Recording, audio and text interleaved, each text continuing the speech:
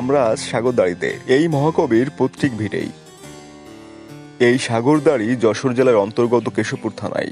মধুসূদন দত্তের বাবা রাজনারায়ণ দত্ত ছিলেন তখনকার সময়ের জমিদার। বিশাল জায়গা জুড়ে থাকা এই জমিদার বাড়িটি এখনো তার জৌলুসের প্রমাণ দিচ্ছে। সাগরদাড়ির এই বাড়িটিতেই কবি মধুসূদনের ছেলেবেলা কাটে। প্রতিদিন শত শত ভ্রমণ পিপাসু মানুষ এখানে এসে ভিড় জমায়।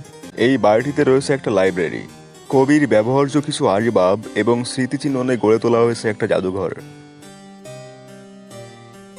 কবির এই জমিদার বাড়িটি এখন মধুপল্লী হিসাবে পরিচিত। এই মধুপল্লীতে প্রতি বছর মহাকবির জন্মবার্ষিকী উপলক্ষে মেলার আয়োজন করা হয়। 25 জানুয়ারি থেকে মেলা শুরু হয় এবং চলে 7 দিন ব্যাপী। জীবনে একবার হলেও মধুমেলায় ঘুরতে আসো, অনেক ভালো সময় কাটবে। এখানে জন্ম নিয়েছিলেন মধুকবি, আর এখানেই বেড়ে উঠেছেন তিনি। ঐতিহাসিক এই বাড়ির কথা দেশের মানুষ তো জানেই, জানে ভিনদেশিরাও।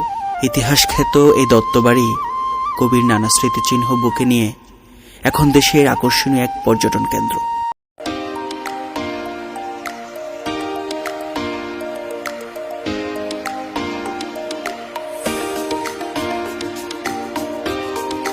চলো জাদুঘরের ভিতরে গিয়ে দেখি কি কি দেখার আছে।